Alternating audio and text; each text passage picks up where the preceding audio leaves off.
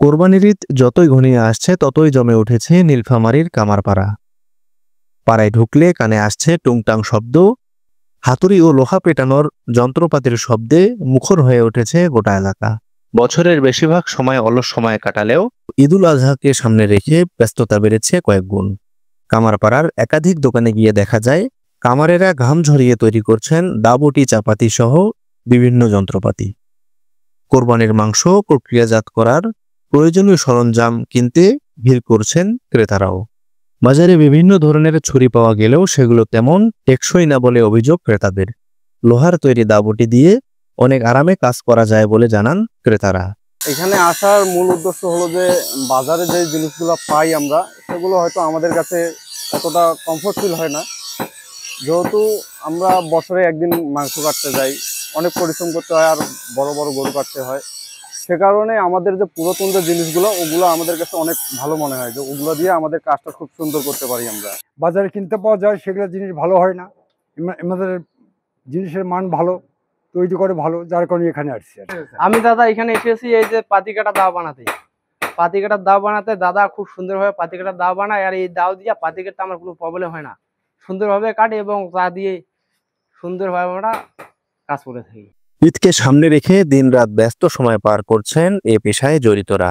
তবে মালামাল তৈরিতে খরচ অনেক বেড়ে যাওয়ায় দুশ্চিন্তায় রয়েছেন তারা। ঈদ উপলক্ষে আল্লাহ দিলে ব্যবসা চলে, এরপরও অন্য অন্য সময়ের মতো নয়, যেমন চাইনিজ কিছু মাল বেড়াইছে। এখন ছোট চাকরি করে, কোম্পানির চাকরি করে, কাউ গার্মেন্টস করে, শখ করে একটা চাইনিজ মাল নিল, বানিয়ে নিয়ে কাজ করা যাক আর না যাক, শখ করে টাকা আছে নিয়ে ফেললো। কিন্তু আমাদের যে এখানকার মানসম্মত কাপড় এবং ছুরি যেটা তৈরি হয় এটার মতন চাইনিজ দিতে পারবে না। এখন তো কামকাজ তো ঈদের পক্ষে কামকাজ করেছি, বটি দাও ঘোরাছি, বটি হাত দাও চাপড় ঈদের মাংস কাটিয়ার জন্যে। এখন তো মোটামুটি চলছে, ভালোই চলছে আর ছাওয়া ছোটো আজকাল বেটা পুত্র এই কাজে করিয়ার চায় না, এটা পোষায় না, লোহা কয়লার দাম বেশি, পোষায় না। ঈদের বাজারে বেচাকেনা শুরু হচ্ছে, কিন্তু এই আমরা বিদেশি জিনিসগুলা আমাদের দেশে আসার পরে এগুলা বেচাকেনা একটু কমে গেছে, এর প্রভাব দিন দিন এখন কমে যাচ্ছে।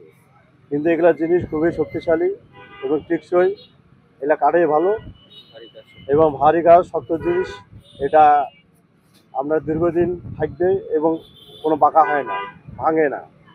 আর বিদেশি চায়নাগুলা যেগুলো আপনি ব্যবহার করবেন একবার কাটা পরে ধার থাকে না, পরে আবার কাটলেও আবার সহজভাবে কাটা যায় না।